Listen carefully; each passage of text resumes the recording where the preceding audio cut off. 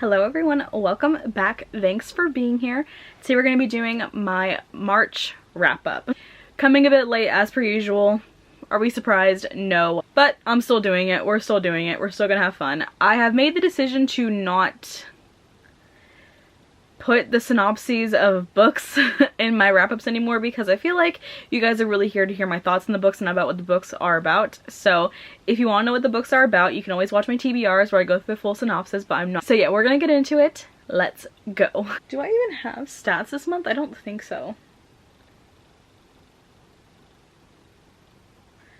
I don't think I have stats this month, so I'm not gonna go over them. I'm really unprepared for this video. Yeah, we're not doing stats this month. I'm sorry. So the first book I read, I cannot find a physical copy of, so I'll put a picture of it on either side of me. I read I read The Glass Bear by Lauren DeStefanos. It was a buddy read with my friend Robbie, and I gave it 5 stars. I thought that it was amazing. It really was such a surprise. I know that Robbie's really surprised by it too. As someone who reads primarily like fantasy, sometimes fantasy, it takes a lot to actually get me impressed with it. And this is one of those books where I was taken aback. I was so impressed. I was in love with the book. And complete 5 stars. I complete everything. So I just loved it. It's probably one of my favorite fantasies. I loved our main character. I loved the characters in the book. There are such strong female characters throughout the entire story. I loved the portrayal of sibling relationships because they're all so cute in that book. I was heartbroken at many parts. It left on a cliffhanger, so now I'm like itching to pick up the next book in this duology. It's only 2 books. But yeah, it was just amazing. I really enjoyed it. Everything was just perfect and the writing was beautiful, and the ability that Will had as a main character, she's able to turn things into gemstone, like real gemstone, is something that I was really surprised by. I thought it was going to be kind of weird, but it also, like, it wasn't. It was really cool the way that the author described it and portrayed it and made it into such a cool ability. So I loved that book. I really recommend it. And it was just amazing. Like, such a good start to the month of reading for me. I loved that book. Next, I read The Scorpio Races by Maggie Stiefvater. This book took me over a month to read. And that mainly is because of the fact that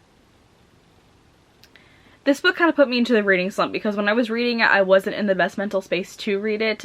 This book does contain a lot of like animal death, graphic scenes of animals dying and stuff like that. So reading it and not being mentally okay and being affected by animal deaths a lot in books really made me not want to pick it up. And not that it was a bad book, and it really wasn't a bad book or anything. It's just that when I'm already like feeling kind of sad and there's animal deaths which can severely affect me, I didn't want to read the book. So yeah, just proceed with caution if you're like me too, where you don't want to deal with that or you don't like reading about that, and it can very like visibly upset you, because Maggie Stiefvater really didn't hold back with the reality of the animals in this book and the whole atmosphere of this book. It was very dark. It was very sad at some parts. It was very heartbreaking. It was very realistic to what was probably going on. I can only imagine if there was a magical island with magical horses, that's probably what would happen.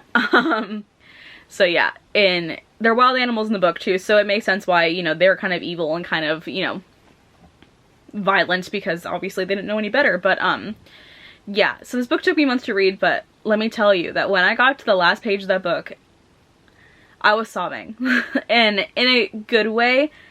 It was just such an emotional journey to go through this book. It was such an emotional a month of my life, reading this book and going between not wanting to pick it up, but also really loving it and loving the characters, but also being really sad about it because Sean Kendrick is such an amazing character. I love him, and those last lines of the book broke me in the best way possible. If you know, then you know. I think that you should read this book.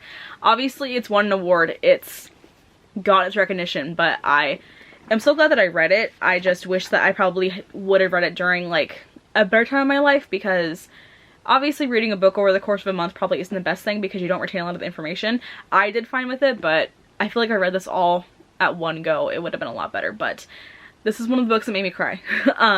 It was just like an emotional release for me in that sense, and it was amazing. And I gave it 4.5 stars. So yeah. Yes. Just know that there are some very big trigger warnings in that book, which I've already stated before. Otherwise, I highly recommend the book. Next, I read Aristotle and Dante Discover the Secrets of the Universe by Benjamin Hilaire Sanz. Handful. As you can see, it's won many awards. I give this book 4 stars, which honestly surprised me. Reading the beginning of the book, I thought it was gonna be a 3-star, and then towards like the last 100 pages, I ended up like loving it even more, and I thought that it was so cute, and you grow with these 2 boys together, and you want them to, you know, be romantically involved, and you want them to be friends, and you want them to be everything, and it ends up going that way for you too. And, you know, it was just really a good book. I understand the hype for it now. I understand it. I liked it a lot. The biggest part that was just kind of like off for me is that I really did not like Aristotle as a character until the very end of the book.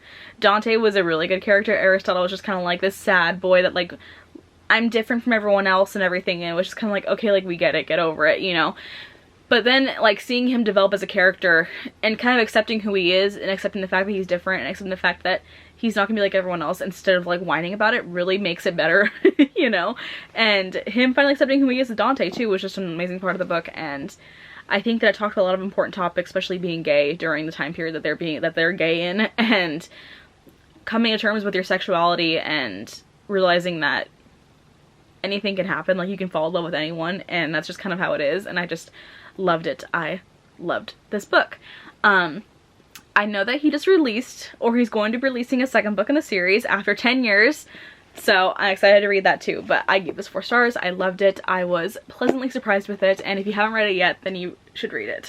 Next I read Carry On by Rainbow Rowell. This is the first book in the Simon Snow series, and I gave this book also 4 stars.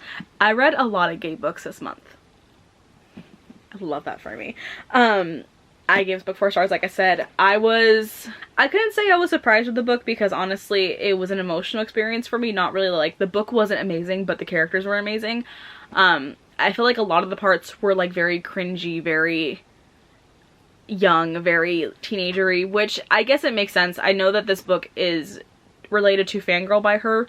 This is a fan fiction that's in that book, so obviously it was going to resemble a fan fiction. I knew it was going to have some really cringy and young parts in it because of that fact, and it didn't really bother me, but what did bother me was the magic system in here. I think that it sucked. Like, if I can find one, I'll show you. Like, they did, like, their spells in this book weren't actual spells. It was just like phrases that invoked magic. Like this one says, clean as a whistle means that you clean up a room. Like, it's just, it isn't as like, you know, obviously like when you get down to it, like obviously it's a like 16-year-old girl writing a fan fiction in Fangirl, so I guess it makes sense, but also like it just bothered me. I don't know, but other than that, everything was like kind of made me like, you know, it was good. Obviously there were some really young parts. I literally hated Agatha so much. Hate her. I love Penny. I love Simon. I love Baz. Okay, yeah, her name is Penny. Thank God I got that correct. I loved Penny. I love Simon and Baz. I didn't expect this book to go in the way that it did, especially because there are a lot of parallels to Harry Potter, but it went in a completely different direction than Harry Potter did.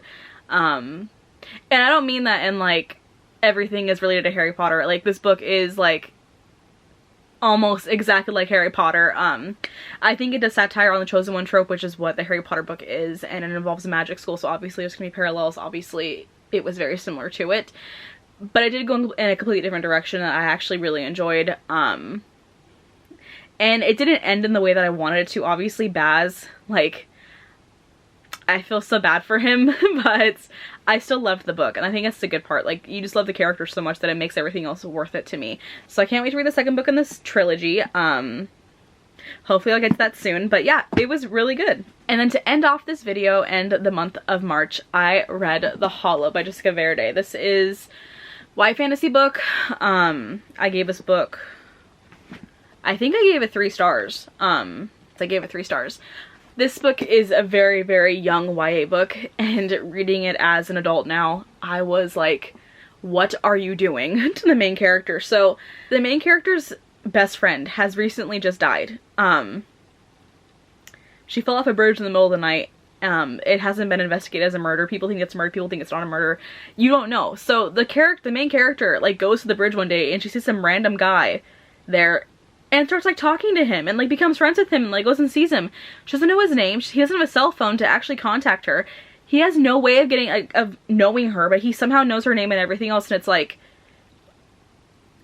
your best friend just died on that same bridge. It could have been this creepy man that did the same thing to her that could do the same thing to you, and you're just gonna sit there and talk to him? Like, it just didn't make sense because it's, I mean, for me, if my best friend had died, I would be terrified of other people, like, especially around the place where she died. Like, I would never, like, the main character had no survival skills whatsoever. She had nothing that, like, it was just annoying, and it, I don't know. I don't know what else to say about it. I mean, that's just really, it made me so mad. I was just like, a lot of it wasn't realistic, and I get why. It's because that character that she sees is more than what we think he is during the book, but still a lot of it was unrealistic.